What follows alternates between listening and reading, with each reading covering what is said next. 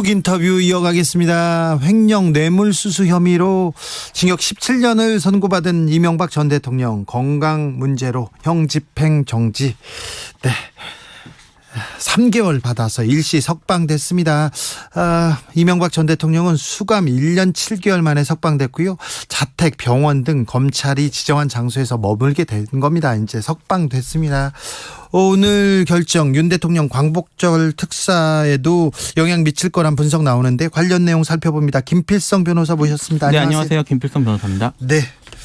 형집행정지가 뭐죠? 형집행정지는 이제 그 형을제, 자유형, 그러니까 뭐 우리가 보통 아는 징역이나 이런 형을 집행하다가 예. 이런저런 이유 때문에 주로 건강 때문이 그 이유인데요. 네. 이유 때문에 그 형 집행을 중지하고 네. 이제 일시적으로 풀어준 협방해주는 그런 제도를 말합니다. 네, 이명박 대통령 구속됐습니다. 그런데 혐의 좀 일단 짚고 넘어가겠습니다. 예, 좀 오래되긴 했는데 다시 말씀을 드리면 크게 나누면 이제 두 가지로 얘기할 수 있습니다. 그 다스의 이제 그 자금을 횡령한 문제가 하나 있고요. 예. 또 하나는 이제 뇌물을 받은 것들이 있는데 네. 그 뇌물 받은 것 중에 제일 큰 건 문제가 됐던 거는 이제 미국의 다스의 미국 소송비 59억 원을 그 삼성전자에 대납하도록 했던 그 사건이 가장 큰 이슈였죠. 그리고 또 매관 매직이라고도 할 수 있습니다. 돈을 받고 뇌물을 받고 여러 사람한테 뇌물을 받고 자리를 주기도 했습니다. 그런 네, 것도 네. 있고 국정원 특활비도 예, 그런 것도 있었죠. 이렇게도 갔고요. 예. 그런데 8월 15일 대통령 특사가 예정돼 있었어요. 네. 그런데 형집행정지를 이렇게 또 신청해서 빨리 나가셨네요. 예, 그렇게 빨리 지금 사실 이제 그동안 그 이명박 씨라고 부르는 게 맞겠죠. 네. 이명박 씨가 계속 그 당뇨 합병증에 의해서 몸이 좋지 않다는 호소를 계속 했었고요. 사실 형집행정지가 별로 의미가 없는 게 지금 이명박 전 대통령 교도소가 아니라 병원에 있어요. 예, 계속 병원에 왔다 갔다 하는 그런 식으로 지금 나와 있었거든요. 병원에 있었던 시간이 더 많았을 수도 있어요. 네. 그런데 정확하게 나오진 않았습니다. 그런데 네. 굳이 왜 형집행정지를 신청했을까요? 사실 이제 형집행정지 같은 경우에 실무상으로는 이럴 수 있습니다. 그러니까 네. 그 몸이 아프면 외부 진찰을 받거나 외부 입원하는 경우들이 있거든요. 이제 교도소 내에서 해결할 수 없으니까. 근데 밖으로 나와서 입원하는 길이 더 길어지면 상황이 길어지면 교도관들이 거기를 계속 왔다 갔다 하면서 출퇴근하면서 거기를 지켜야 됩니다. 왜냐하면 여전히 구속 상태이기 때문에 그게 이제 너무 힘들어지면 그러니까 부하가 너무 많이 걸리고 밖으로 나가는 길이 길어지면은 형집행정지를 해주는 경우가 있어요. 근데 이게 그런 케이스에 해당되는지 여부는 잘 알 수는 없습니다만 일단은 뭐 그렇게 왔다 갔다 하는 일이 많았으면 외부 입원이 많았으면은 편의상 그렇게 할 수 있는 거라고 볼 수 있는데.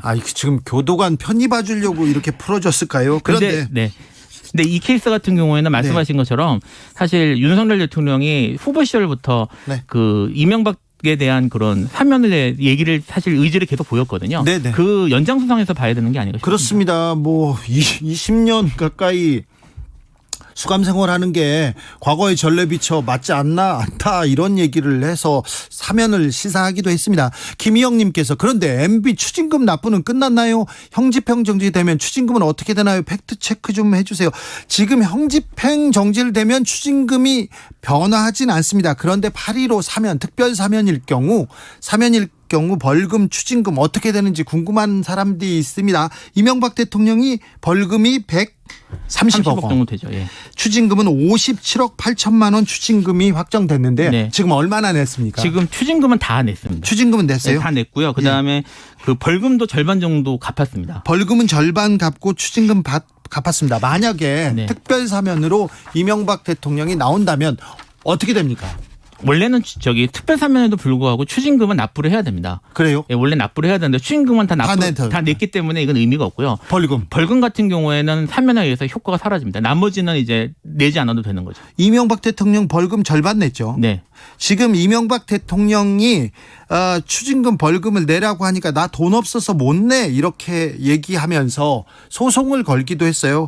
그래서 정부에서 이명박 전 대통령의 논현동 사저를 공매에 붙였습니다. 네, 그 작년에 있었던 일입니다. 네, 근데 공매에 붙이니까 안 돼. 이건 내 재산이 아니야. 절반은 부인 재산이야. 그러면서 이것도 금지해달라고 가처분 신청을 냈었어요. 예, 가처분하고 소송도 했었는데 네. 1심 최종적으로 패소했습니다. 네, 두 번이나 다 졌어요. 네, 다 져서 이제 공매가 이루어져서 그 금액으로 지금 이제 추징금이 내준 거예요. 네, 네, 그렇게 벌금은 절반만 냈고. 예, 절반만 낸 것이죠. 만약에 8.15 특사로 나오면 네. 벌금 절반 안 되는 겁니다. 예, 안 안 낸다고 보시면 됩니다. 아니 이분 이렇게 돈이 많은 분인데요. 다스도 이명박 씨 거고 나머지도 다 그런데 그럼 벌금 안 내고도 그냥 끝날 수 있습니까? 그러니까 이건 특별 사면의 효과가 기본적으로는 형 집행 면제고요. 네. 뭐 경우에 따라서 완전히 이제 유죄 판결까지 실효시킬 수 있는데 어느 쪽으로 가든 어쨌든 형은 사라지는 거니까 남은 벌금은 내지 않아도 되는 거죠. 네.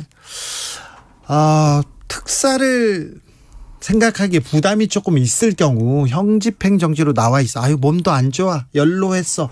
이런 게 조금 부담을 덜어주는 효과는 있겠죠. 뭐 그럴 수는 있을 것 같습니다. 네. 근데 이제 사실 뭐 가석방을 생각하기에도 너무 이제 기간이 너무 짧았기 때문에 네. 지금 결국은 사면 쪽으로 가지 않을까. 사면에 대해서는 공식적으로 얘기를 했기 때문에 네. 개인적으로는 사면 절차로 가지 않을까 생각을 하고 있습니다. 가석방은 그러니까 형기 3분의 1은 지나야 되거든요. 그렇죠. 네. 거의 좀 70-80% 이상 지나야죠. 네, 실제로는 실무상황 3분의 2 이상은 지나야지 실제로는 대상이 됩니다. 그런데 지금 그런데요. 이명박 전 대통령은 구속됐지만 거의 병원에서 보냈어요. 그래도 괜찮습니까? 사실 이제 특혜 시비가 있을 수 있죠. 그리고요. 주치의는 사위였어요. 서울대 호흡기내과. 네. 순환기내과 거기 의사들이 주치의였는데 그분들이 항상 입원해야 된다고 얘기하셨어요. 그런데 이거 특혜 시비가 당연히 있어야 되는 거 아닙니까? 근데 저도 이제 뭐 의학적인 내용이나 이런 건 공개된 게 아니니까 네. 뭐 알 수는 없습니다만 사실 일반적인 기준보다는 훨씬 자주 나왔던 건 사실인 것 같습니다. 지금도 나와 있으니까요. 네. 네. 아니 사과 반성은 있어야 이렇게 형집행정지를 해주거나 사면해주고 그러는 거 아닙니까? 사과 반성보다 사실은 더 근본적으로는 네. 이게 결국은 이제 최고 권력자가 자기의 권력을 이용해서 저지른 권력한 범죄잖아요. 네.